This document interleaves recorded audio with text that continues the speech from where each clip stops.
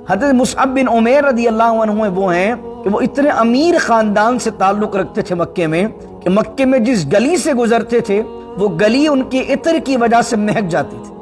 عرب کے اندر مشرکین کی کئی عورتیں آپ پر جو ہے وہ فدا تھیں، وہ چاہتی تھی کہ مصعب ہم سے نکاح کر لے، اتنے خوبصورت تھے آپ، اور آپ دکھنے کے اندر حضور علیہ السلام کے مشابہ بھی تھے، حضور کی طرح دکھتے تھے۔ حضرت مصعب بن عمیر رضی اللہ عنہ نے اسلام قبول کیا تو بہت ویل آف فیملی سے تعلق تھا، لیکن فیملی نے کہا مصعب اسلام چھوڑ دے ورنہ جائیداد سے سب چیزوں سے تجھے آگ کر دیں گے، اور ہم تجھے ایک پائی نہیں دیں گے اگر تو اسلام کو پکڑے رکھتا ہے۔ انہوں نے کہا کہ مجھے تمہاری دولت قبول نہیں ہے، مجھے اسلام کی دولت قبول۔ اور وہ مصعب بن عمیر جو روزانہ نیا کپڑا پہننے والے، وہ مصعب بن عمیر جو شان و شوکت سے مدینے میں مکے میں چلنے والے تھے، اسلام کو قبول کیا۔ اسلام کو قبول کرنے کے بعد جب ہجرت کا موقع آیا، دولت سارا قبیلہ وغیلہ چھوڑ کر مدینے چلے گئے، اور اس کے اندر نبی کریم صلی اللہ علیہ وسلم نے جب احد کا اعلان کیا تو احد میں بھی آ گئے۔ مصعب بن عمیر رضی اللہ عنہ بھی شہید ہو گئے، اور ابو ہریرہ رضی اللہ عنہ روتے تھے۔ ابو ہریرہ رضی اللہ عنہ ایک دفعہ اپنے جوتے کو مخمل کے کپڑے سے صاف کر رہے تھے تو اچانک رونے لگے۔ عبد الرحمن بن عوف رضی اللہ عنہ کے پاس روزہ تھا آپ کا، اچانک آپ کے پاس جو ہے وہ بہترین کھانا لایا گیا تو آپ نوالا بنانے لگے تو آپ کو مصعب بن عمیر یاد آئے تو رونے لگے، آپ کثرت سے رونے لگے اور کہنے لگے کہ آج اللہ نے مسلمانوں کو یہ شان دی ہے، وہ عزت دی ہے، وہ مقام دیا ہے۔ ایک وہ وقت بھی تھا کہ ہمارے بھائی احد کے میدان میں شہید کر دیے گئے اور مسلمان اس غربت اور قسم پرسی کے عالم میں تھے کہ مسلمان مرد کو کفنانے کے لیے 3 چادریں چاہیے ہوتی ہیں، لیکن جب مصعب بن عمیر رضی اللہ عنہ کو دفنایا جا رہا تھا تو صرف ایک چادر ہمارے پاس تھی، اور وہ بھی اتنی چھوٹی تھی کہ ان کے منہ کو ڈھانپتے تھے تو ان کے پیر کھل جاتے تھے، اور جب ان کے پیر کو ڈھانپتے تھے تو ان کا منہ کھل جاتا تھا۔ تو ہم نے یہ کیا کہ ہم ان کے چہرے کو ڈھانپا اور پیروں پر ازخر گھاس ڈالی اور ان کو دفنا دیا۔ یفقہ قولی اللہم صلی علی سیدنا و مولانا محمد معدن الجود والکرم وآلہ وصحبہ وبارک وسلم۔ وَإِذْ غَدَوْتَ مِنْ أَهْلِكَ تُبَوِّئُ الْمُؤْمِنِينَ مَقَاعِدَ لِلْقِتَالِ وَاللَّهُ سَمِيعٌ عَلِيمٌ وَإِذْ هَمَّت طَّائِفَتَانِ مِنكُمْ أَن تَفْشَلَا وَاللَّهُ وَلِيُّهُمَا وَعَلَى اللَّهِ فَلْيَتَوَكَّلِ الْمُؤْمِنُونَ صدق اللہ مولانا العظیم۔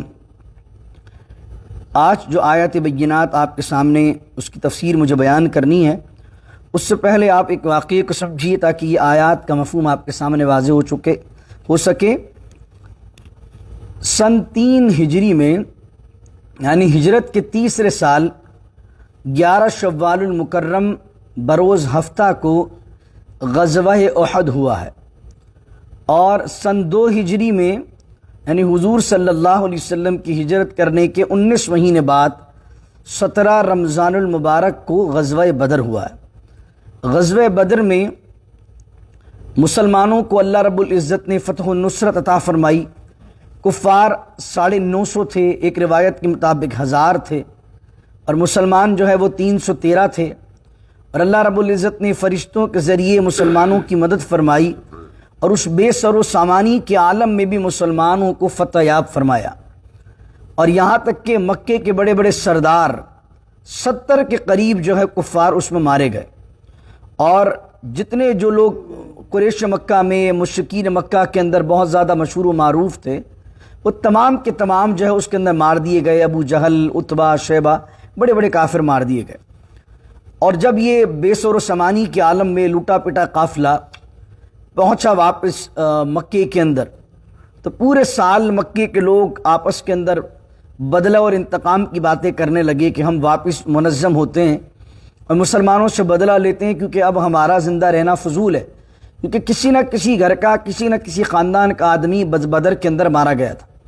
تو ابو سفیان جو بعد میں فتح مکہ کے دن اسلام لے آئے، وہ ایک پرومیننٹ سردار، ایک نمایاں سردار بچے تھے، ان کی سرپرستی کے اندر جو ہے تمام مشرکین جمع ہوئے اور قریب قریب کے بھی قبائل سے مدد لی گئی، اور پورے سال پیسہ جمع کیا گیا، اور گانے والیوں کو ہائر کیا گیا کہ جو نغمے اور نظمیں پڑھ کر سناتی تھی اور بدلے کے اور انتقام کی آگ کو بھڑکاتی تھی، اور بہت زیادہ ساز و سامان اسلحہ وغیرہ خریدا گیا، اور بہت بڑی تعداد جمع کی گئی کہ مسلمانوں سے اس چیز کا بدلہ دیا جائے۔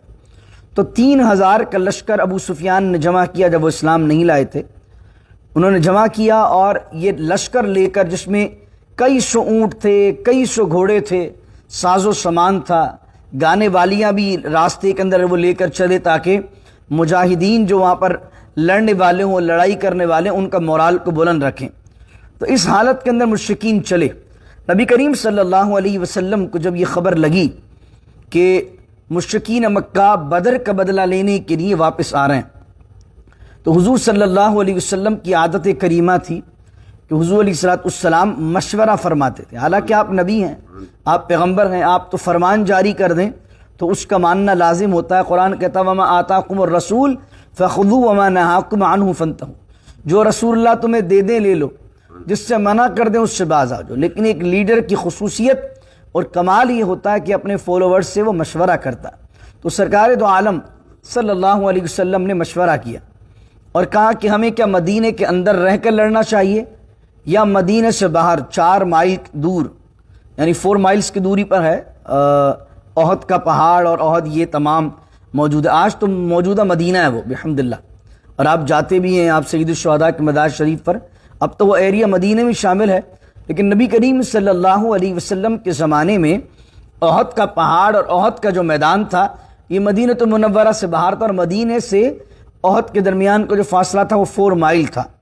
تو حضور علیہ السلام نے فرمایا کہ میری چاہت یہ ہے کہ میں چاہتا ہوں کہ ہم مدینے کے اندر ہی بیٹھ کر ان سے لڑیں، اور اگر وہ یہاں کی فصیلیں اور دیواریں پھلانگ کر مدینے میں داخل ہو جائیں تو ہم بچے اور عورتیں چھتوں پر چڑھ جائیں اور وہ اوپر سے وہاں سے پتھر برسائیں اور نیچے سے ہم ان کا مقابلہ کریں گے۔ لیکن چند نوجوان جو لوگ تھے جن کو بدر میں شرکت کا موقع نہیں ملا تھا، وہ کہنے لگے یا رسول اللہ صلی اللہ علیہ وسلم، ہماری گزارش یہ ہے کہ ہم کیوں دب کر لڑیں ان سے، ہم چاہتے ہیں کہ میدان میں نکلیں، احد کے میدان میں جائیں اور باہر نکل کر ان سے لڑتے ہیں۔ حضور علیہ السلام نے عبداللہ بن ابی جو کہ منافقین کا سردار تھا اس کو بلایا، اس سے بھی مشورہ ہوا، اس نے بھی اتفاقاً وہی مشورہ دیا جو حضور علیہ السلام کی چاہت تھی۔ حضور نے فرمایا تھا مدینے کے اندر لڑتے ہیں، تو عبداللہ بن ابی نے بھی اتفاقاً حضور کی چاہت پر نہیں لیکن اس کے ذہن میں بھی اتفاق سے بات آئی کہ مدینے کے اندر ہی بیٹھ کر لڑتے ہیں۔ تو اب نبی کریم صلی اللہ علیہ وسلم نے جو انصار صحابہ سے رائے لی تو میجورٹی صحابہ کی رائے یہ آئی کہ باہر چل کر لڑنا چاہیے۔ تو نبی کریم صلی اللہ علیہ وسلم نے میجورٹی کے حق میں فیصلہ دے دیا کہ اکثریت یہ کہہ رہی ہے کہ باہر چل کر لڑنا چاہیے، تو چلو باہر چل کر لڑتے ہیں۔ حضور صلی اللہ علیہ وسلم جو ہے وہ اپنے خیمے میں گئے، اپنے در دولت پر گئے، اور آپ جب باہر نکلے تو آپ نے 2 زرہ پہنی ہوئی تھی۔ جب صحابہ کرام رضوان اللہ علیہ مجمعین نے، انصاری صحابہ نے دیکھا کہ حضور نے 2 زرہ پہنی ہوئی ہے تو ان کو لگا کہ اب مقابلہ مدینے سے باہر نکل کر سخت ہونے والا۔ تو پھر وہ حضور علیہ السلام کی بارگاہ کے اندر جو ہے وہ معافی مانگنے لگے اور کہنے لگے یا رسول اللہ صلی اللہ علیہ وسلم، ہم نے جذبات میں اور شہادت کے جذبے سے مغلوب ہو کر ہم نے ریکویسٹ کی کہ باہر چل کے لڑنا چاہیے، لیکن ابھی ہم نے آپ کو جو زرہ پہنے ہوئے دیکھا ہے تو اب آپ وہی کیجئے جیسا آپ چاہ رہے ہیں۔ نبی کریم صلی اللہ علیہ وسلم نے فرمایا اللہ کے نبی کی یہ شان نہیں ہے، نبی کے لیے جائز نہیں ہے کہ جب وہ جنگ کے لیے ساز و سامان اٹھا لے اور زرہ پہن لے تو جنگ کیے بغیر، نتیجے آئے بغیر وہ جنگ کا سامان اتار دے۔ اب میں نے زرہ پہن لی ہے تو اب جو فیصلہ ہو چکا وہ ہو چکا۔ اب نبی کریم صلی اللہ علیہ وسلم جمعے کے دن یعنی 10 شوال المکرم کو یہ تمام قافلہ 1000 لوگوں کا تھا، وہاں 3000 تھے، 1000 لوگوں کا قافلہ لے کر حضور صلی اللہ علیہ وسلم احد کی طرف چلے۔ تو درمیان راستے میں عبداللہ بن ابی نے 300 لوگوں کو لیا اور لے کر کہا کہ بھائی چونکہ ہماری بات مانی نہیں گئی ہے، ہماری تو سنی نہیں جاتی، ہم سے مشورہ لیا جاتا ہے لیکن ہمارے مشورے پر عمل نہیں کیا جاتا، تو عبداللہ بن ابی 300 لوگوں کو لے کر درمیان راستے میں چھوڑ کر چلا گیا۔ اور اب کتنے رہ گئے؟ 700 لوگ رہ گئے۔ اب درمیان راستے کے اندر 300 بندوں کا جدا ہو جانا، ان 700 کے اندر بھی کچھ لوگ ایسے ہوئے کہ جن کے قدم لڑکھڑا گئے، اور وہ انصار کے 2 قبیلے تھے اور 2 گروپ تھے جن کا نام تھا بنو حارثہ اور بنو سلمہ، تھے وہ مسلمان، لیکن جب دیکھا 300 بندے چلے گئے اور 700 رہ گئے اور وہاں پر 3000 بندہ، تو ہم کیسے لڑیں گے؟ تو وہ بھی جانے کا ان کا ارادہ ہونے لگا۔ لیکن مسلمانوں نے، دیگر مضبوط عقیدے والے صحابہ کرام رضوان اللہ علیہ مجمعین نے انہیں سمجھایا، انہوں نے کہا کہ نہیں، اللہ کی مدد ہی شامل آئے گی تو ہم جیت سکتے ہیں، یقیناً یاد نہیں ہے تمہیں ہم بدر میں کس طرح جیتے ہیں؟ تو چند باتیں کرنے کے بعد ہی بنو حارثہ اور بنو سلمہ، یہ دونوں جو قبیلے تھے، یہ دوبارہ کے دوبارہ عزم مصمم کے ساتھ لڑنے کا ان کا ارادہ ہو گیا اور وہ حضور علیہ السلام کے قافلے میں دوبارہ شامل ہو گئے۔ تو اب یہ معاملہ ہوا، پھر یہ لوگ 700 کے قریب جو تھے یہ احد کے میدان میں پہنچے۔ ابتدا جنگ ہونے والی تھی کہ حضور علیہ السلام کی پیٹھ پر احد پہاڑ تھا، سامنے لشکر جو ہے وہ مکے والوں کا تھا، قریش مکہ کا تھا۔ اور اگر آپ جائیں گے، اللہ آپ کو بار بار مدینے لے جائے، اللہ آپ کے صدقے ہمیں بھی لے جائے، اللہ تعالیٰ سید الشہداء امیر حمزہ کی محبت، ان کے صدقے ہماری نسلوں کو بھی ہر سال حضور کے در کی حاضری نصیب کرے۔ جہاں پر اصحاب احد کا مزارات بنے ہوئے، وہ احاطہ بنا ہوا ہے، جہاں سید الشہداء امیر حمزہ رضی اللہ عنہ اور ایک روایت کے مطابق کم و بیش 70 صحابہ کرام رضوان اللہ علیہم اجمعین کے قبور وہاں موجود ہیں۔ اس کے احاطے میں دیکھیں گے آپ ایک چھوٹی سی پہاڑی ہے، اور ایک طرف آپ دیکھیں گے سیدھے ہاتھ کی طرف تو آپ کو بہت بڑا پہاڑ دکھے گا۔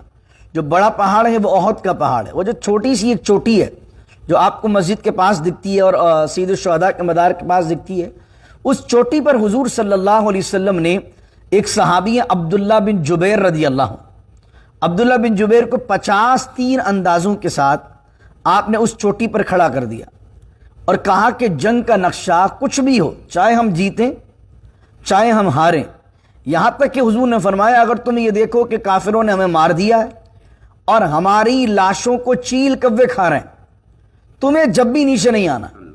نبی کریم صلی اللہ علیہ وسلم نے بات فرما دی کہ یہاں سے ہلنا نہیں ہے۔ اب جنگ شروع ہوتی ہے تو مسلمان بڑی جاں مردی سے لڑتے ہیں اور بہت طاقت اور قوت کے ساتھ لڑتے ہیں، بہت ایمان کے ساتھ لڑتے ہیں۔ حضرت امیر حمزہ رضی اللہ عنہ، حضرت ابو دجانہ رضی اللہ عنہ، سعد ابی وقاص رضی اللہ عنہ، حضرت علی مرتضیٰ شیر خدا رضی اللہ عنہ، یہ تمام صحابہ کرام اور مل جل کر لڑتے ہیں۔ اللہ کی مدد فرشتوں کی طرف تو شامل ہوتی ہے۔ تو یہ 2-4 حملوں کے اندر ہی مشرکین مکہ کو مجبور کر دیتے ہیں کہ وہ اپنا جگہ چھوڑ دیں، اور جب یہ اتنا زبردست حملہ مسلمانوں کی طرف سے ہوتا ہے تو مشرکین مکہ گھبرا اٹھتے ہیں اور یہ سارے کے سارے لوگ بھاگ جاتے ہیں، یہاں تک کہ مسلمان جو صحابہ کرام رضوان اللہ علیہم اجمعین اس جنگ میں، اس غزوے میں شامل تھے، انہوں نے کہا اتنا زبردست حملہ مسلمانوں کی جانب سے تھا کہ ہم نے دیکھا کہ مشرکین کی عورتیں سامنے کی چوٹی پر سے جب بھاگ رہی تھیں تو وہ اپنے پائنچوں کو اوپر کر کے ان کی پنڈلیاں نظر آ رہی تھیں اور وہ دوڑ رہی تھی تاکہ جلد سے جلد مسلمانوں سے چھٹکارا مل سکے۔ اب یہاں پر تمام کے تمام میدان چھوڑ کر مشرکین بھاگ گئے اور ان کا سامان وہیں رہ گیا۔ تو اللہ نے اس امت کے لیے، اس امت سے پہلے دیگر انبیاء علیہ السلام کی امت کے لیے مال غنیمت جائز نہیں تھا، لیکن حضور صلی اللہ علیہ وسلم کی امت کے لیے مال غنیمت کو حلال کیا گیا۔ مال غنیمت کیا؟ مسلمان کافر کی جنگ ہو اور مسلمان کافر سے دوران جنگ جو مال حاصل کریں یا فتح کے بعد جو حاصل کریں وہ مال غنیمت ہوتا ہے، اسے مجاہدین میں تقسیم کیا جاتا ہے۔ جب مشرکین مکہ 3000 آئے تھے، ساز و سامان لائے تھے، کثیر مال و دولت لائے تھے، کثیر ان کے جو ہے غنائم موجود تھے، جب وہ میدان چھوڑ کر بھاگے تو ان کا مال و دولت تو وہیں رہ گیا، تو صحابہ کرام رضوان اللہ علیہم اجمعین نے اس کو جمع کرنا شروع کر دیا۔ تو اب جو لوگ عبداللہ بن جبیر رضی اللہ تعالیٰ عنہ کے ساتھ اس چوٹی پر موجود تھے، اس پہاڑی پر موجود تھے، انہوں نے جب یہ نیچے کا نقشہ دیکھا جنگ کا، مسلمان جیت گئے، تو اب جو ان لوگوں میں نئے لوگ تھے جو تجربے کار نہیں تھے، انہوں نے کہا کہ حضور صلی اللہ علیہ وسلم نے ہمیں یہاں کھڑا رہنے کا جب فرمایا تھا کہ جب اگر ہم ہار جائیں، اب تو جنگ کا نقشہ مکمل طور پر بدل چکا ہے، ہم جیت چکے ہیں، مشرکین بھاگ چکے ہیں، تو اب ہمیں نیچے اتر جانا چاہیے۔ لیکن عبداللہ بن جبیر رضی اللہ تعالیٰ عنہ اور چند صحابہ کرام ان کے ساتھ کہنے لگے کہ ہمارا نیچے اترنا ٹھیک نہیں ہے، کیونکہ حضور علیہ السلام کا فرمان یہ تھا چاہے غالب آئیں کہ مغلوب ہوں، جیتیں ہاریں، تمہیں یہاں سے اترنا نہیں ہے۔ لیکن وہاں سے چند صحابہ کرام رضوان اللہ علیہم اجمعین جو تجربہ کار نہیں تھے وہ نیچے اتر گئے، اور وہاں پر چند صحابہ بچے جو کہ عبداللہ بن جبیر کی قیادت کے اندر موجود رہے۔ اب یہاں پر یہ جو احد کا میدان تھا، مشرکین مکہ یہاں سے ابو سفیان کے ساتھ تھے، بھاگ گئے یہاں سے، لیکن ابو سفیان کی جو اسٹریٹجی تھی، جو مشرکین جو پلاننگ کر کے آئے تھے، وہی کر کے آئے تھے کہ خالد بن ولید جو اس وقت احد کے وقت اسلام نہیں لائے تھے، اور بعد میں اسلام لائے تو اللہ نے کہا، حضور فرماتے تھے حضرت خالد بن ولید اللہ کی تلوار ہیں، اس وقت اسلام نہیں لائے تھے۔ تو مشرکین کا ایک گروپ لے کر، ایک لشکر لے کر وہ اس چوٹی کے پیچھے کھڑے تھے اس موقع کے اندر کہ جہاں یہ معاملہ خالی ہو تو ہم پیچھے سے مسلمانوں پر حملہ کر دیں۔ تو عبداللہ بن جبیر رضی اللہ تعالیٰ عنہ کی قیادت میں جب 50 تیر انداز تھے تو مشرکین کے لیے اس چوٹی کو پھلانگ کر مسلمانوں پر حملہ کرنا ممکن نہیں تھا۔ لیکن جب غنیمت کے لیے جب مسلمان نیچے اترے اور چند صحابہ کرام رضوان اللہ علیہم اجمعین وہاں رہ گئے، تو خالد بن ولید نے جب دیکھا کہ وہاں چند رہ گئے تو آپ نے اس چوٹی پر حملہ کیا۔ وہ چند صحابہ کرام رضوان اللہ علیہم اجمعین جو وہاں پر چوٹی پر موجود تھے وہ شہید ہو گئے، اور یہاں سے زبردست حملہ مشرکین نے مسلمانوں کی طرف کر دیا، اور مسلمان ریڈی نہیں تھے کیونکہ سب سمجھے تھے جنگ ختم ہو گئی ہے، مشرکین چلے گئے۔ اور زبردست حملہ جب ہوا اور پیچھے سے تلواریں پڑنے لگیں تو اچانک سے مسلمان گھبرا گئے، اور مشرکین مکہ جو بھاگ رہے تھے، دور دور چلے گئے تھے، جب انہیں خبر لگی کہ مسلمانوں پر ہمارے گروپ نے حملہ کر دیا تو جو بھاگے ہوئے لوگ تھے وہ بھی آ گئے۔ اب اس بدحواسی کے عالم میں، اچانک حملے کے عالم میں مسلمانوں نے الٹی سیدھی تلواریں بھی چلائیں، جس کے اندر حضرت حذیفہ بن الیمان رضی اللہ عنہ، ان کے والد مسلمان تھے لیکن وہ بھی جو ہے وہ غلط فہمی کے اندر شہید کر دیے گئے مسلمانوں کے ہاتھوں، اور کئی مسلمان جو ہے اس معاملے میں شہید کر دیے گئے۔ اور حضرت وحشی جو اس وقت اسلام نہیں لائے تھے، وحشی کو کیونکہ ہندا جو بعد میں اسلام لے آئی فتح مکہ کے اندر، ہندا ہیں، ابو سفیان ہیں، ہم ان کا نام احترام سے اس لیے لیتے ہیں کہ رسول کریم صلی اللہ علیہ وسلم نے ان کے اسلام کو قبول کیا فتح مکہ کے دن۔ کچھ لوگ کہتے ہیں کہ دیکھو ابو سفیان نے یہ کیا، ہندا نے یہ کیا۔ ہم یہ کہتے ہیں کہ یار اسلام کے ٹھیکیدار ہم نہیں ہیں، اسلام ہم وہی لیں گے جو رسول اللہ نے ہمیں دیا۔ جب فتح مکہ کے دن حضرت ہندا نے اسلام قبول کر لیا اور حضرت ابو سفیان نے اسلام قبول کر لیا، تو تم زیادہ اسلام سے مخلص ہو یا حضور اسلام سے مخلص ہیں؟ تمہیں زیادہ سید الشہداء امیر حمزہ سے محبت ہے یا حضور کے تو وہ چچا ہیں؟ رسول اللہ کو سب سے زیادہ اپنے چچا سے محبت تھی۔ جب حضور نے ان کی معافی کو قبول کر لیا اور حضور نے ان کے اسلام کو قبول کر لیا، اور جب وہ اسلام لا کر صحابیت کے درجے پر فائز ہو گئے، تو اب مجھے اور تمہیں حق نہیں ہے کہ ہم ان کے بارے میں بے ادبی کریں۔ رافضی جو لوگ ہیں، رافضی جن کو فی زمانہ شیعہ کہا جاتا ہے، رافضی حضرت ابو سفیان کو بھی برا بلا کہتے ہیں اور ہندا کو بھی برا بلا کہتے ہیں، حضرت ہندا کو۔ ہم ان کے فتح مکہ کے دن حضور کے اسلام قبول کرنے کی وجہ سے، رسول اللہ نے انہیں قبول کر لیا، جس کو حضور نے قبول کیا ہماری اوقات ہی کیا ہے کہ ہم اسے رد کر دیں۔ جس کو میرے آقا نے قبول کر لیا ہمیں وہ قبول، جس کو میرے آقا نے رد کر دیا ہمیں وہ قبول نہیں۔ ابو لہب چچا ہے حضور کا لیکن حضور نے رد کیا، ہم اس پر لعنت بھیجتے ہیں۔ لیکن ابو سفیان اور حضرت ہندا کو فتح مکہ کے دن حضور نے معافی دے کر اسلام کے دامن میں لے لیا، ہمیں کوئی حق نہیں ہوتا کہ ہم انہیں اسلام سے نکالنے والے بنیں۔ اللہ اکبر۔ لیکن جنگ احد کے موقع پر کیونکہ وہ اسلام نہیں لائے تھے، تو جو ہندا تھی انہوں نے اپنے غلام وحشی کو، کیونکہ ان کا باپ بھی، ان کا بھائی بھی، اور ان کا چاچا بھی جو ہے وہ بدر میں مارا گیا تھا، تو بدلے کی بڑی انتقام کی آگ ان میں بھی تھی، تو ہندا جو ہے وہ اپنے غلام وحشی کو لے کر آئی تھی اور کہا تھا کہ وحشی اگر تم سیدنا امیر حمزہ رضی اللہ تعالیٰ عنہ کو شہید کر دو گے تو میں تمہیں آزاد کر دوں گی۔ وحشی جو ہے وہ چھپ کر بیٹھے تھے کہ کہیں موقع ملے اور سید الشہداء امیر حمزہ رضی اللہ تعالیٰ عنہ پر حملہ کرے۔ انہیں موقع مل گیا اور ایک برچھی سے وار کیا گیا، اور برچھی جو ہے وہ آر پار ہو گئی سید الشہداء امیر حمزہ رضی اللہ تعالیٰ عنہ کے، اور سید الشہداء امیر حمزہ رضی اللہ تعالیٰ عنہ لڑتے لڑتے آپ نے جام شہادت نوش کیا۔ حضرت وحشی جو ہیں یہ بھی فتح مکہ کے دن اسلام لے آئے، حضور صلی اللہ علیہ وسلم نے ان کے اسلام کو بھی قبول کر لیا۔ حضور کا دل دیکھیا، آپ کے چہیتے چچا کا قاتل ہو، حضور علیہ السلام کی بارگاہ میں اسلام قبول کرنے آیا، حضور کے دل میں وہ اتنی وسعت ہے، حضور نے انہیں بھی معاف کر دیا۔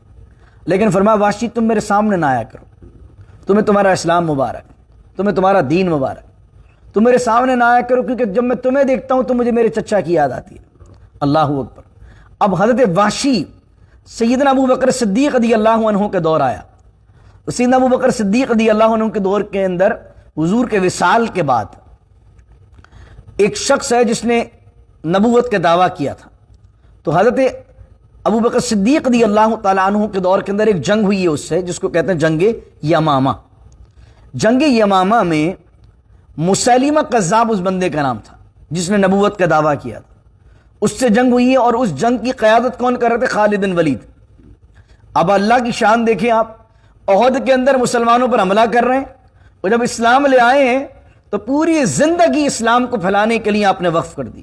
کتنی تلواریں آپ کی جو ہیں وہ میدان جنگ میں ٹوٹی ہیں، اور مسیلمہ قذاب سے بھی جنگ ہوئی ہے تو خالد بن ولید رضی اللہ عنہ ہیں جو سپہ سالار ہیں۔ اس جنگ کے اندر مسیلمہ قذاب کو جس بندے نے مارا ہے ان کا نام ہے وحشی، وہی وحشی ہیں جنہوں نے سید الشہداء امیر حمزہ کو شہید کیا تھا اسلام لانے کے بعد۔ تو آپ خود کہا کرتے تھے کہ میں نے زمانے جاہلیت کے اندر، اللہ مجھے معاف کرے کہ میں نے جاہلیت کے زمانے میں، کفر کے زمانے میں ایک عظیم آدمی کو شہید کیا، لیکن اللہ نے جب مجھے اسلام کی دولت دی تو میں نے پھر ایک بدترین آدمی کو قتل کیا جس کا نام مسیلمہ قذاب۔ تو حضرت امیر حمزہ رضی اللہ عنہ کو شہید کر دیا گیا۔ اس کے بعد کئی صحابہ کرام رضوان اللہ علیہم اجمعین کو شہید کر دیا گیا۔ ایک صحابی آج بھی، ان کی 70 صحابہ کرام رضوان اللہ علیہم اجمعین کی مزارات موجود تھے احد کے میدان میں۔ آج آپ جائیے تو 2-3 قبریں نظر آ رہی ہوتی۔ ان لوگوں نے 100-150 سال پہلے ان تمام مزارات پہ بلڈوزر چلا دیے، ان تمام قبروں پر بلڈوزر چلا دیا۔ استغفر اللہ العظیم۔ جنہوں نے بے حرمتی کی، اللہ ان کو ان کی سزا دے اور آخرت کے اندر ان سے حساب لے۔ جنہوں نے صحابہ کرام رضوان اللہ علیہم اجمعین یا جنت البقیع میں جناب سیدہ فاطمۃ الزہرا، امام زین العابدین، امام حسن مجتبیٰ رضی اللہ تعالی عنہم، ان کی قبور پر بلڈوزر چلائے، ان کی قبور کی بے حرمتی کی۔ استغفر اللہ العظیم۔ اللہ انہیں نیست و نابود کرے، ان کے معاونین کو نیست و نابود کرے کہ جنہوں نے صحابہ کرام اور اہل بیت اطہار علیہم السلام کی قبور کی بے حرمتی کی۔ اور 70 کے قریب صحابہ کرام کی وہاں قبور موجود تھی۔ تو ایک قبر آپ کو جو دکھتی ہے اوپر والی، وہ تو ہے سید الشہداء امیر حمزہ کی آج بھی، اور جو نیچے قبر آپ کو دکھتی ہے وہ ہے حضرت مصعب بن عمیر رضی اللہ عنہ۔ حضرت مصعب بن عمیر رضی اللہ عنہ وہ ہیں کہ وہ اتنے امیر خاندان سے تعلق رکھتے تھے مکے میں، کہ مکے میں جس گلی سے گزرتے تھے وہ گلی ان کے عطر کی وجہ سے مہک جاتی تھی۔ عرب کے اندر مشرکین کی کئی عورتیں آپ پر جو ہے وہ فدا تھیں، وہ چاہتی تھی کہ مصعب ہم سے نکاح کر لے، اتنے خوبصورت تھے آپ، اور آپ دکھنے کے اندر حضور علیہ السلام کے مشابہ بھی تھے، حضور کی طرح دکھتے تھے۔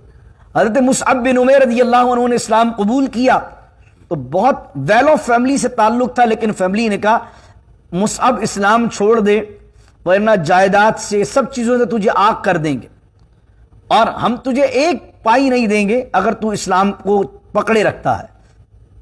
انہوں نے کہا کہ مجھے تمہاری دولت قبول نہیں ہے، مجھے اسلام کی دولت قبول ہے۔ اور وہ مصعب بن عمیر جو روزانہ نیا کپڑا پہننے والے، وہ مصعب بن عمیر جو شان و شوکت سے مدینے میں مکے میں چلنے والے تھے، اسلام کو قبول کیا۔ اسلام کو قبول کرنے کے بعد جب ہجرت کا موقع آیا، دولت سارا قبیلہ وغیلہ چھوڑ کر مدینے چلے گئے، اور اس کے اندر نبی کریم صلی اللہ علیہ وسلم نے جب احد کا اعلان کیا تو احد میں بھی آ گئے۔ مصعب بن عمیر رضی اللہ عنہ بھی شہید ہو گئے، اور ابو ہریرہ رضی اللہ عنہ روتے تھے۔ ابو ہریرہ رضی اللہ عنہ ایک دفعہ اپنے جوتے کو مخمل کے کپڑے سے صاف کر رہے تھے تو اچانک رونے لگے۔ عبد الرحمن بن عوف رضی اللہ عنہ کے پاس روزہ تھا آپ کا، اچانک آپ کے پاس جو ہے وہ بہترین کھانا لایا گیا تو آپ نوالا بنانے لگے، تو آپ کو مصعب بن عمیر یاد آئے تو رونے لگے، آپ کثرت سے رونے لگے اور کہنے لگے کہ آج اللہ نے مسلمانوں کو یہ شان دی ہے، وہ عزت دی ہے، وہ مقام دیا ہے۔ ایک وہ وقت بھی تھا کہ ہمارے بھائی احد کے میدان میں شہید کر دیے گئے، اور مسلمان اس غربت اور قسم پرسی کے عالم میں تھے کہ مسلمان مرد کو کفنانے کے لیے 3 چادریں چاہیے ہوتی ہیں، لیکن جب مصعب بن عمیر رضی اللہ عنہ کو دفنایا جا رہا تھا تو صرف ایک چادر ہمارے پاس تھی، اور وہ بھی اتنی چھوٹی تھی کہ ان کے منہ کو ڈھانپتے تھے تو ان کے پیر کھل جاتے تھے، اور جب ان کے پیر کو ڈھانپتے تھے تو ان کا منہ کھل جاتا تھا۔ تو ہم نے یہ کیا کہ ہم ان کے چہرے کو ڈھانپا اور پیروں پر ازخر گھاس ڈالی اور ان کو دفنا دیا۔ ایک صحابی حضرت حنظلہ ہیں جن کو غسیل الملائکہ کہا جاتا ہے۔ حضرت حنظلہ رضی اللہ عنہ کی شادی کی پہلی رات تھی، یعنی ہفتے کے دن ہوئی ہے نا یہ جنگ، تو جمعے کی رات جو ہے ان کی پہلی ہے، یا جمعرات کی رات ان کی پہلی شادی کی رات تھی۔ اعلان ہوا کہ ہے کوئی اللہ کی راہ میں جہاد کرنے والا، تو ابھی بیوی سے ملاقات کی ہے، ملاپ کیا ہے، بغیر غسل کے ہی حضور کے فرمان پر چلے آئے شہادت کے جذبے کے تحت، اور یہاں آ کر جنگ لڑی ہے اور شہید ہو گئے۔ 70 کے قریب صحابہ کرام رضوان اللہ علیہم اجمعین جنگ احد میں شہید ہوئے، اور جب جنگ کے بعد جب صحابہ کرام علیہم رضوان کی لاشوں کو دیکھا گیا تو صحابہ کرام علیہم رضوان کی لاشوں میں حضرت حنظلہ کے پاس جب پہنچے تو ان کے بالوں سے پانی ٹپک رہا تھا۔ اللہ اکبر! صحابہ کرام نے حضور کو اطلاع دی کہ حضور، ہم نے حنظلہ کو دیکھا، جب ان کے قریب گئے تو ان کے بالوں سے پانی ٹپک رہا ہے۔ حضور نے فرمایا اسے چھوڑ دو، کیونکہ اسے فرشتوں نے آ کر غسل دیا۔ اس وجہ سے حضرت حنظلہ کا لقب ہے غسیل الملائکہ۔ مصعب بن عمیر کی شان یہ کہ اللہ آپ کو مدینے جانا نصیب کرے۔ آپ احد پر جا کر جب سلام پیش کریں گے، آج بھی ان کے مزار مبارک سے خوشبو آتی ہے۔ ہمارے ایک عزیز انتقال کر کے الیاس بھائی ان کا نام تھا، 25 سال مدینہ شریف میں انہوں نے گزارے۔ اللہ ان کی قبر کو رحمتوں کا ذریعہ بنائے اور برکتوں کا منبع بنائے۔ تو میری ان سے بات ہوئی، میں نے کہا الیاس بھائی، میں جب بھی احد پر جاتا ہوں بڑی خوشبو کمال آتی ہے۔ تو 25 سال سے مقیم تھے مدینے میں۔ کہنے لگے کہ حضرت بات یہ کہ آپ تو مزار شریف کے پاس کھڑے ہوتے ہیں تو خوشبو آتی ہے، ہم اگر احد کے روڈ پر سے گزریں اور ہمارا کار کا شیشہ نیچے ہوا ہو تو گاڑی کے اندر ڈرائیو کرتے ہوئے بھی ہمیں یہاں سے خوشبو آتی ہے۔ وہ مصعب بن عمیر رضی اللہ عنہ کہ جو مکے کی گلیوں میں خوشبو لگا کر چلا کرتے تھے، آج بھی ان کی خوشبو مدینے کی گلیوں میں آتی۔ اللہ اکبر! حضرت حمزہ رضی اللہ عنہ اسلام کے لیے قربانی دی، اور ان کے ساتھ کیا ہوا کہ ان کا تو مسلح کیا گیا۔ میم ثا لام ہے، مسلح کا معنی ہوتا ہے کان، ناک، ہاتھ پاؤں کاٹ دینا۔ ان کو شہید کرنے کے بعد حضرت سید الشہداء امیر حمزہ رضی اللہ عنہ کی لاش مبارک کا مسلح تک کیا گیا، آپ کے ناک، کان وغیرہ کاٹ دیے گئے۔ حالانکہ دین اسلام کے اندر اگر کافر سے بھی جنگ ہو، حضور علیہ السلام نے فرمایا کسی کافر کو بھی سزا دی جائے گی تو جلایا نہیں جائے گا، جلانے کی سزا اسلام میں منع۔ اس طرح حضور علیہ السلام نے فرمایا جب جنگ ہوگی تو کسی کے مردے کو، کسی کی لاش کو مجاہدین کے لیے جائز نہیں ہے کہ مسلح کر دیں۔ یہ جو طالبان جو ہے وہ کھوپڑیوں پر فٹ بال کھیل رہے ہوتے ہیں، ناک کاٹ دیتے ہیں، یہ بالکل اسلام کے خلاف ہے۔ رسول کریم علیہ السلام نے کافر سے بھی جنگ ہو تو جنگ میں دشمن کی بھی لاش کو مسلح کرنے سے منع فرمایا، لیکن سید الشہداء امیر حمزہ رضی اللہ تعالیٰ عنہ کی لاش مبارک کو مسلح کیا گیا۔ اسی کے اندر نبی کریم صلی اللہ علیہ وسلم پر بھی حملہ ہوا جنگ احد کے اندر، اور جنگ احد کے اندر نبی کریم علیہ السلام کے دندان مبارک شہید ہوئے۔ حضور علیہ السلام کے چہرے پر بھی جو ہے وہ برشی لگی، جس کی وجہ سے حضور کا چہرہ مبارک بھی لہو لہان ہو گیا، اور کسی نے یہ افواہ اڑا دی کہ حضور شہید ہو گئے۔ مسلمانوں کی اور جو ہے وہ ہمت پست ہو گئی کہ رسول اللہ نہیں رہے۔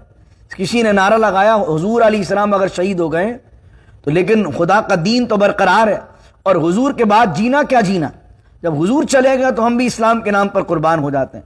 پھر نبی کریم صلی اللہ علیہ وسلم کی خبر لگی کہ حضور حیات ہیں، اور حضور جان عالم صلی اللہ علیہ وسلم پیچھے آتے رہے، اور سامنے آج بھی احد کے دامن کے اندر وہ جگہ موجود ہے جہاں حضور علیہ السلام نے قیام فرمایا، اور 10 سے 15 صحابہ کرام رضوان اللہ علیہم اجمعین جو ہے وہ حضور کا حصار بنا کر کھڑے تھے، اور 5 سے 6 صحابہ کرام حضور علیہ السلام کے حصار کے اندر حضور پر انہوں نے جان مار دی، اور نبی کریم صلی اللہ علیہ وسلم پہاڑی پر تشریف لے آئے۔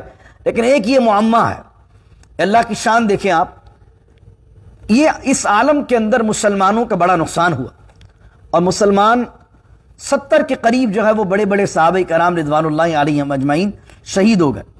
ایسے عالم کے اندر کافر چاہتے تو مسلمانوں پر حملہ کرتے اور بقیہ کو بھی شہید کر سکتے تھے، لیکن اللہ نے ایسی ہیبت ڈالی کفار پر کہ وہ اتنا کچھ معاملہ کرنے کے بعد بھی خود بخود واپس لوٹ گئے۔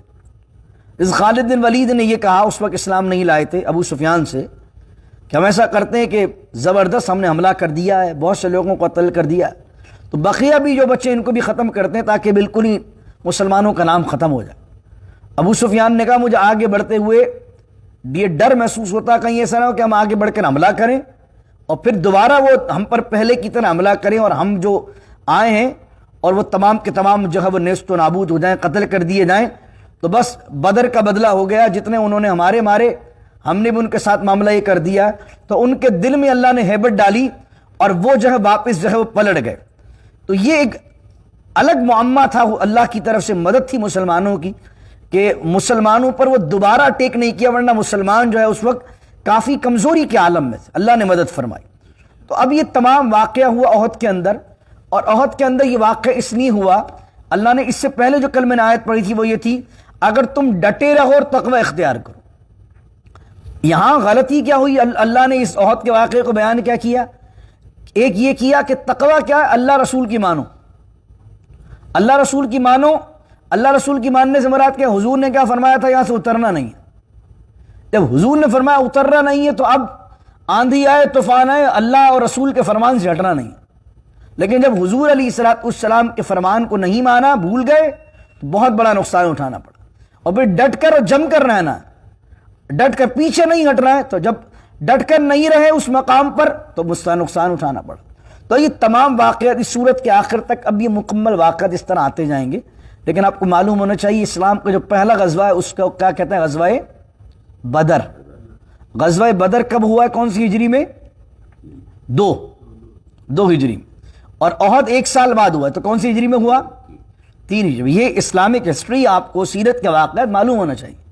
اب اللہ رب العزت بیان کر رہا ہوں، میں 2-3 آیتیں پڑھتا ہوں کیونکہ ڈیٹیل میں نے اس پر بیان کر دی، باقی کل انشاءاللہ سنیں گے۔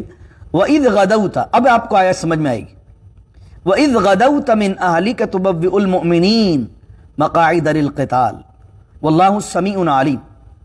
اور یاد کیجئے حبیب وہ زمانہ، وہ وقت، غدوت جب آپ صبح کے وقت اپنے گھر والوں کے پاس سے نکلے، اپنے در دولت سے باہر آئے۔ جناب سید عائشہ صدیقہ رضی اللہ تعالی عنہا کے مکان میں حضور موجود تھے۔ وَإِذْ غَدَوْتَ مِنْ أَهْلِكَ، اور یاد کیجئے محبوب وہ وقت جب صبح کے وقت آپ اپنے گھر والوں کے پاس سے باہر نکلے، تُبَوِّئُ الْمُؤْمِنِينَ، اور آپ مومنوں کو بٹھا رہے تھے، آپ سیٹ کر رہے تھے مومنوں کو، مقاعد للقتال، لڑنے کے لیے ان کے مورچوں میں۔ مقاعدہ مقعد کی جمع ہے بیٹھنے کی جگہ، لیکن جنگ کے نقشے سے پتہ لگتا ہے مورچہ۔ آپ انہیں جنگ کرنے کی جگہ پر ٹھہرا رہے تھے، تم یہاں کھڑے ہو جاؤ، تم یہاں کھڑے ہو جاؤ، تم یہاں بیٹھ جاؤ، تم یہاں سے حملہ کرنا۔ واللہ سمیع علیم، اور اللہ سننے والا ہے اور جاننے والا۔ اللہ یہ بیان کر رہا، اب کوئی بھی واقعہ جب ہو جاتا ہے، جتنے منہ ہوتے ہیں اتنی سٹوری ہوتی ہے، تو اللہ واللہ سمیع علیم کہہ کر یہ بات کہہ رہا ہے کہ الگ الگ سٹوری نہ بناؤ، جو ہوا ہے وہ ہمیں معلوم ہے۔ اللہ سننے والا بھی ہے اور جاننے والا بھی، کون کس حد تک کس نے کیا کیا اللہ جاننے والا ہے۔ اللہ کہتا ہے اذ ہمت طائفتان منکم ان تفشلا، اور جب ارادہ کیا تمہارے 2 گروہ نے، ان تشفلا کہ بزدلی دکھائیں، پیچھے ہٹیں، کم ہمتی دکھائیں، حالانکہ واللہ ولیہما، حالانکہ اللہ ان کا مددگار تھا۔ وعلی اللہ فلیتوکل المؤمنون، اور مومنوں کو چاہیے کہ مومن اللہ ہی پر بھروسہ کریں، اللہ ہی کی مدد پر آسرا کریں۔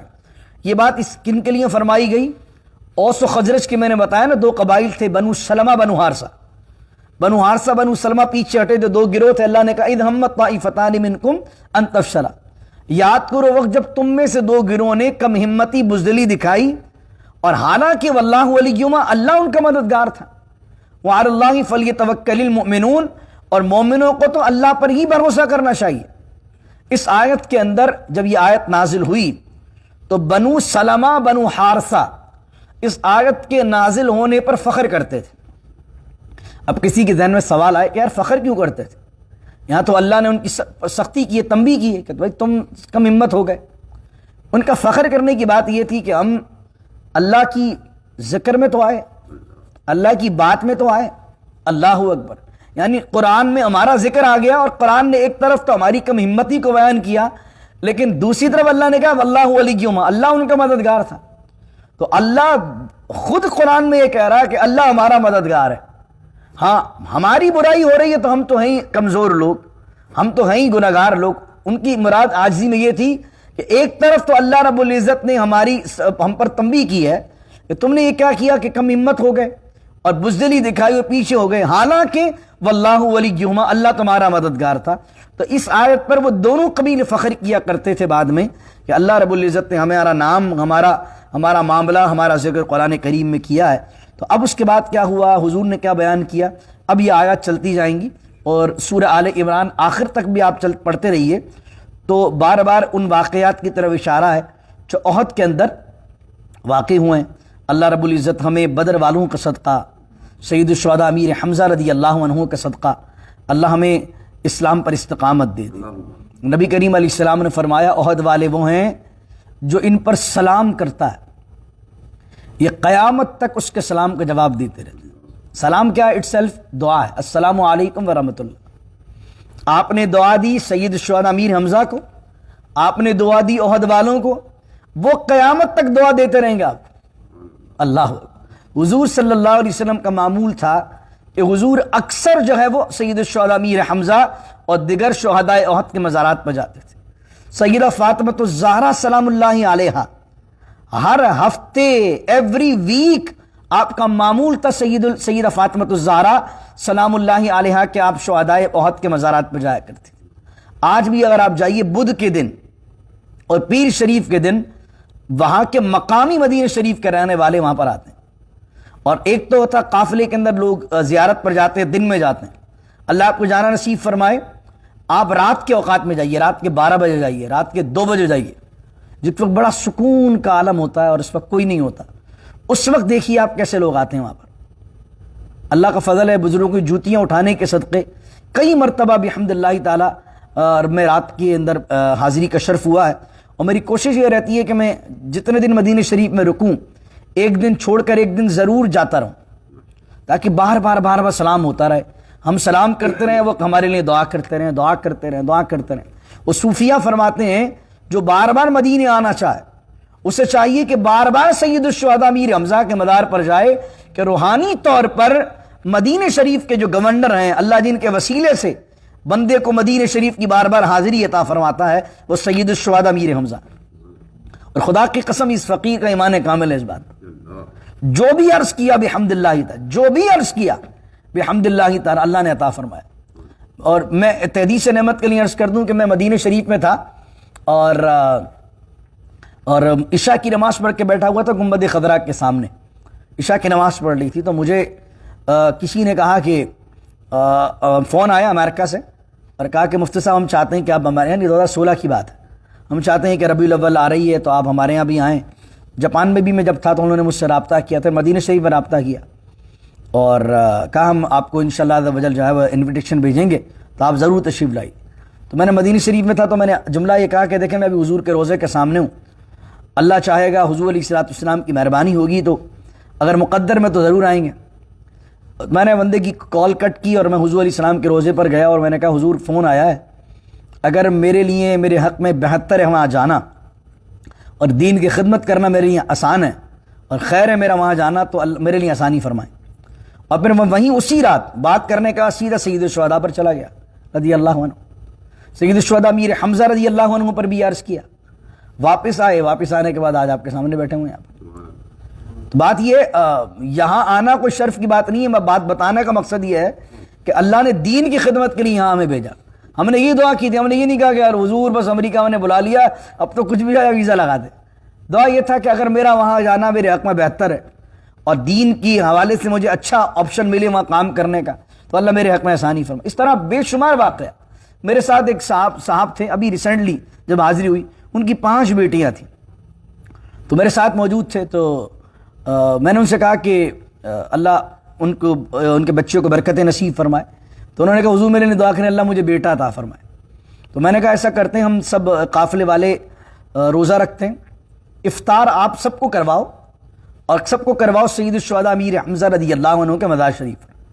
हम सब काफ़िले वालों को लेकर, सबका रोज़ा था, सबको लेकर गए ओहद के मैदान में और उस बंदे ने एहतमाम किया और एहतमाम करने के बाद सबके लिए इफ्तार का एहतमाम किया और फिर वहीं पर हमने दुआ की। तो मैंने उसको कहा इफ्तिखार भाई, इफ्तिखार नाम है उनका, इफ्तिखार भाई आप नियत कर लें कि अल्लाह ने आपको बेटा अता फरमाया ना तो आप उसका नाम हमज़ा रखेंगे। उसने वही नियत की कि मुफ्ती साहब मैं यहीं पर सैयद शुहदा अमीर हमज़ा को गवाह बनाकर नियत करता हूँ, अल्लाह ने मुझे बेटा अता फरमाया तो मैं इंशाअल्लाह नाम उसका रखूँगा हमज़ा।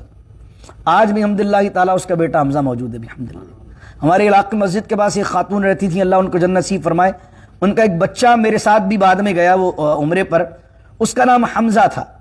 तो वो कहने लगी कि मैं ओहद के मैदान में नियत ये करके आई थी कि अल्लाह तूने मुझे अगर पोता दिया हमज़ा मैं उसका नाम रखूँगी और अगर अल्लाह तूने सैयद शुहदा के सदक़े हमज़ा दिया تو میں حمزہ کو سلام کرنے کے لیے بھی بھیجوں گی. حمزہ اگر دیا تو نے میرے بیٹے کو تو میں حمزہ کو سلام کرنے بھی سید الشہداء امیر حمزہ پر بھیجوں گی. تو وہ جو حمزہ پیدا ہوا تھوڑا بڑا ہوا 3-4 سال کا ہوا تو وہ حمزہ پھر میرے ساتھ گیا اور اس کی دادی اماں نے مجھے خاص کا مفتی صاحب اس کو لے کر جائیں تو اس کو وہاں کھڑے ہو کر سلام کے پہلے کروائیے گا کہ یہ وہیں سے میں نے الحمدللہ تعالی اللہ نے ان کے صدقے مجھے عطا فرمایا. کئی زندگی میں واقعات ہیں, کئی تجربات ہیں, اور جتنے آپ صوفیات سن لیں جن کا بارہ مدینے جانا ہے, جو اہل محبت میں سے وہ آپ کو بتائیں گے کہ سید الشہداء امیر حمزہ اور وہاں تمام عہد والوں کا کیا مقام ہے اللہ کی بارگاہ میں. اور بدر بھی آپ جائیے, کیا مقام ہے بدر والوں کا اللہ کی بارگاہ کے اندر. لوگ جاتے ہیں امریکہ سے جاتے ہیں بہت تھوڑے دنوں کے لیے جاتے ہیں, مکے بھی گئے مدینے بھی گئے واپس آ گئے. ارے بھائی مکے جاؤ مدینے جاؤ, وہاں زیارات پر جاؤ, عہد والوں کے وسیلے سے جا کے مانگو. جاؤ بدر پر جاؤ, 1-1.5-2 گھنٹے لگتے ہیں جانے میں. بدر کے اندر جاؤ, بدر کے جو صحابہ کرام رضوان اللہ علیہم اجمعین جن کی اللہ نے خاص مدد فرمائی ان کے وسیلے سے اللہ کی بارگاہ میں دعا کرو. اللہ بڑی مشکلیں آسان کرتا ہے, اللہ بڑے آسان معاملات کرتا ہے. کہ چند واقعات میں نے زندگی کے ذاتی مشاہدات کو بتائے جو میرے ساتھ میں نے اپنی آنکھوں سے دیکھے. یہ کتابوں کے پڑھے ہوئے نہیں ہیں, یہ دیکھے ہوئے معاملات ہیں. اور کئی اور ایسے واقعات ہیں جو میری زندگی کے ذاتی تجربات ہیں اور میں وقت کی کمی کے باعث آپ کو وہ بیان نہیں کر سکتا. اتنے درجنوں واقعات ہیں جو کہ میں نے اپنی زندگی میں مشاہدہ کیا, تجربات کیے کہ وہاں پر عرض کی ہے اور کام ہوا, وہاں عرض کی ہے کام ہوا. اللہ اکبر. ایک ہمارے شہر کے اندر تھے اعظم قریشی صاحب, آج بھی زندہ ہے ماشاءاللہ. اعظم قریشی صاحب کے ساتھ میں بیٹھا ہوا تھا, دیالدس کلب کے سامنے ان کا اسکول ہوا کرتا تھا جو حیدرآباد کے ہیں وہ جانتے ہیں. تو سر اعظم قریشی صاحب آج بھی ہیں, وہ اعظم قریش مدنی لکھتے ہیں. تو جب میں ان کو یہ واقعہ سنانے لگا سید الشہداء امیر حمزہ رضی اللہ عنہ کے, تو مجھے کہنے لگے مفتی صاحب جب میں پہلی دفعہ مدینہ شریف گیا تو میرے پاسپورٹ پر جو ہے ایک ہی ٹھپا لگا ہوا تھا. تو میں حضور کی بارگاہ میں گیا, حضور کی بارگاہ میں سلامی پیش کی اور پھر وہاں سے سیدھا چلا گیا سید الشہداء امیر حمزہ پر. میں نے سن رکھا تھا کہ حضور کے چہیتے چچا ہیں اور حضور ان کی کوئی بات نہیں ٹالتے ہیں. اللہ اکبر. تو کہنے لگے میں وہاں کھڑا ہوا اور میں کھڑا ہو کر, اب دیکھیں اس بندے کا ذوق, حالانکہ یہ تو ذوق کی بات ہے, محبت کی بات ہے. تو وہ کہنے لگا میں نے پورا پاسپورٹ کھولا اور ایک ایک پرچہ پلٹنے لگا. میں نے کہا حضور یہ بھی خالی ہے, یہ بھی خالی ہے, یہ بھی خالی ہے. میں یوں کر کے کہنے لگا یہ پرچہ بھی خالی ہے. تو کہنے لگے, میں عرض کرنے لگا حضور یہ تمام پرچے میرے حاضری مدینہ سے بھر جائیں. یہ جتنے پاسپورٹ میں پرچے ہیں نا, میں اتنی دفعہ ہوں کہ سارے پرچے بھر جائیں. پاسپورٹ چھوٹا پڑنے لگے. وہ کہنے لگے اللہ نے حضور سید الشہداء امیر حمزہ رضی اللہ تعالیٰ عنہ کے صدقے سے بات پوری فرمائی اور پھر وہ پاسپورٹ بنتے رہے, پرچے بھرتے رہے اور اللہ تعالیٰ بار بار حاضری کا شرف عطا فرماتا رہا. تو اللہ رب العزت ہم سب کو سید الشہداء امیر حمزہ کے صدقے ہر سال اہل خانہ کے ساتھ حاضری عطا فرمائے, حج مقبول عطا فرمائے. بدر والوں کا صدقہ, احد والوں کا صدقہ اللہ ہماری دنیا آخرت آسان فرمائے, خیر والی فرمائے. بسم اللہ الرحمن الرحیم. الحمدللہ رب العالمین, الصلاة والسلام علی اشرف الانبیاء والمرسلین. ربنا اتمم لنا نورنا واغفر لنا انک علی کل شیء قدیر. ربنا هب لنا من ازواجنا وذرياتنا قرة أعين واجعلنا للمتقين إماما. رب يسر ولا تعسر وتمم بالخير. ربنا هب لنا من أزواجنا وذرياتنا قرة أعين واجعلنا للمتقين إماما. إن الله ملائكته يصلون على النبي يا أيها الذين آمنوا صلوا عليه وسلموا تسليما. اللهم صل على سيدنا ومولانا محمد معدن الجود والكرم وآله وصحبه وبارك وسلم. سبحان ربك رب العزة عما يصفون والسلام على المرسلين والحمد لله رب العالمين. لا إله إلا الله محمد رسول الله.